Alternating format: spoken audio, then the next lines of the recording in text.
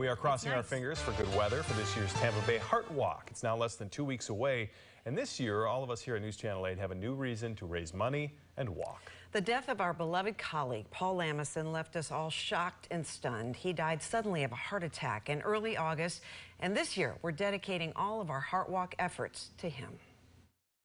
Hey guys, look, it's the News Channel 8 float. There they are. I don't know if they can hear me, but they should be waving. Oh, look, they're waving. Look at them. This is how you knew Paul Lamison, our Eagle 8 helicopter reporter with a great sense of humor. See this guy?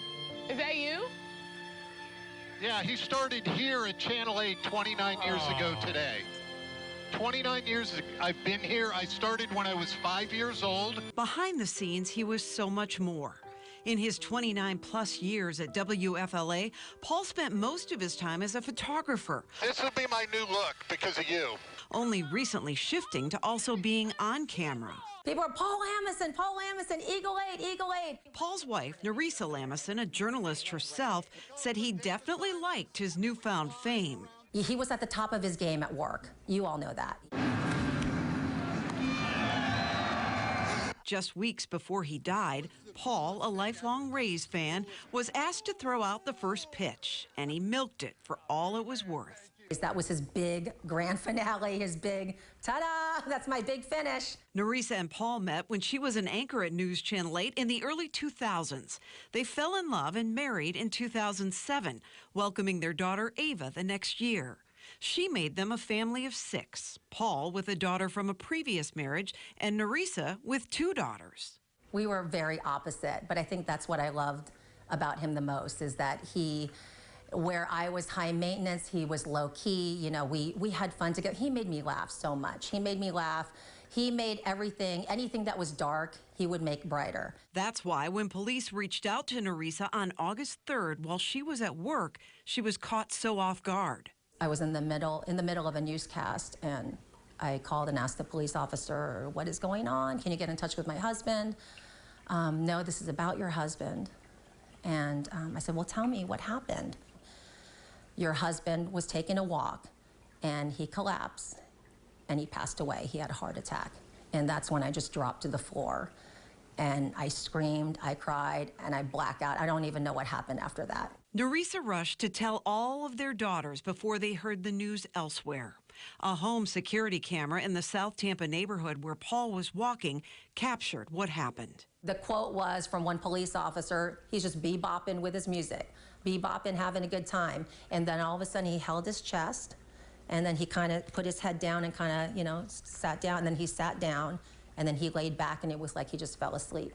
It was very peaceful, but it was very sudden. He was only 57, and he was in good shape, very vigilant about what he was eating. He went to the doctor. He got his heart checked. We checked all the boxes. Life has been a blur for Nerissa and the girls since Paul's passing. And like Paul, you be kind to one another.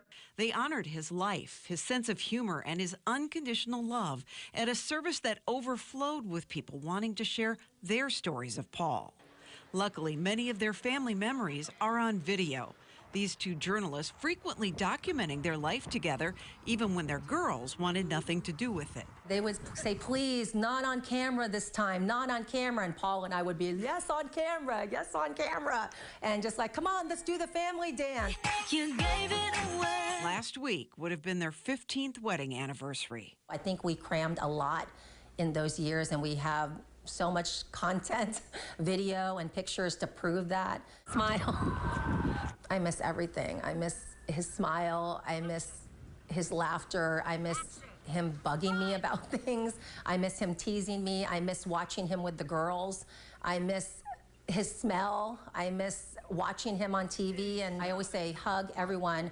Hug them really hard, because you never know when it's going to be the last goodbye. And I'm so glad that I did that with Paul, because it turned out that was our last goodbye. Still hard to believe, too. Yeah, it's like we talked yesterday, it felt like, you know, and to have it this long. And when what's most frustrating about what had happened to him, you know, it sounds like he was doing what he should have done, checking the boxes, as she says, and then this happens. I know. And, you know, there was a history of heart problems in his family. And, in fact, I'm going to talk about that part of his story tonight at 6 o'clock.